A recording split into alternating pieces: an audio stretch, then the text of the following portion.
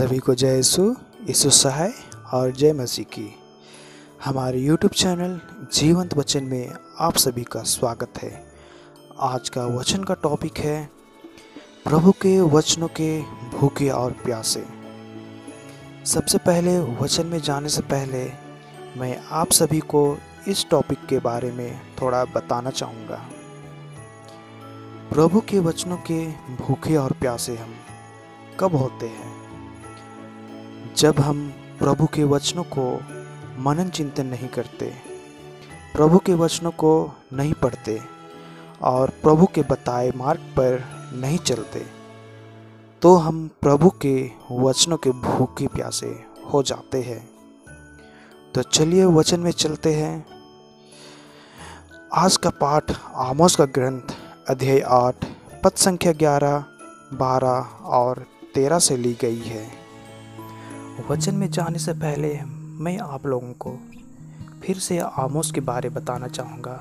पिछली वीडियो में आमोस के बारे बताया गया था कि आमोस एक साधारण चरवाहा था जिसे परमेश्वर ने इज़राइल की भविष्यवाणी के लिए चुना था।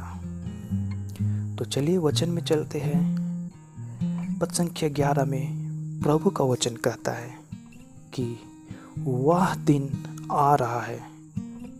तो हमारे मन में सवाल आती है कि कौन सा दिन आ रहा है। तो मैं आप लोगों को बताना चाहता हूँ कि प्रभु का वो दिन निकट है जब हमारे पापों के कारण हमें दंडित होना पड़ेगा। और प्रभु कहते हैं कि मैं इस देश में भूख भेजूंगा। वो रोटी की भूख नहीं, वो पानी की भी प्यास नहीं, बल्कि हमें प्रभु की वाणी, प्रभु का वचन सुनने की भूख और प्यास होगी।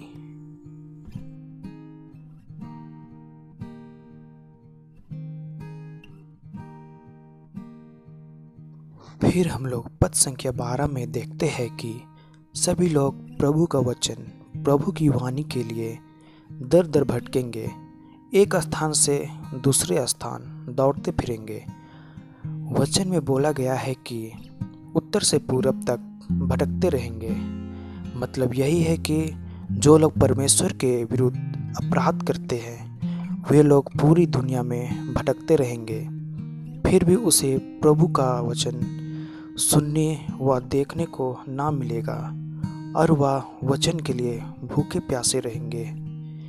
इसलिए मैं आप सभी से कहना चाहता हूँ कि अभी वह समय है जब हम पछतावा और अपने पापों के लिए प्रभु से क्षमा मांगे और परमेश्वर के बताए हुए मार्ग पर चले। तभी हम परमेश्वर के क्रोध से बच सकते हैं।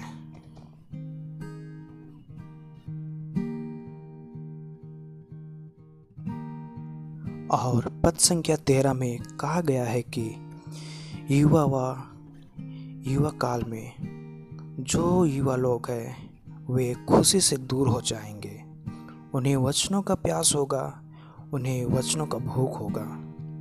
यहाँ युवाओं को इसलिए इंडिकेट किया गया है क्योंकि युवा काल ही वह अवस्था होती है जिसमें हमें दो मार्ग मिलते हैं। एक है बुरी मार्ग और दूसरी है अच्छाई का मार्ग। अच्छाई के मार्ग पर चलने से हमें परमेश्वर की भरपूर आशीषें मिलती है और बुराई की मार्ग पर हमें ठोकरें खानी पड़ती है।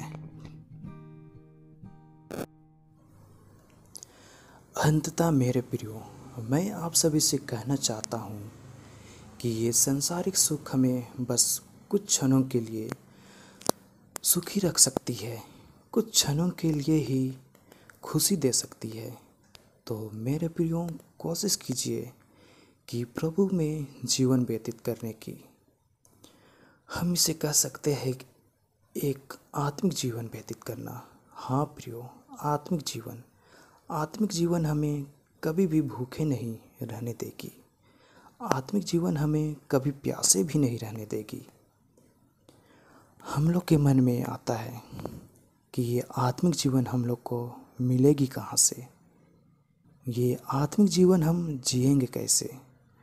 तो मेरे प्रियो, मैं बताना चाहता हूँ कि ये आत्मिक जीवन के लिए हमें प्रभु के दिए हुए वचनों को मनन चिंतन करना होगा, प्रभु के वचनों में चलना होगा। हाँ मेरे प्रियो, प्रभु के मार्ग पर,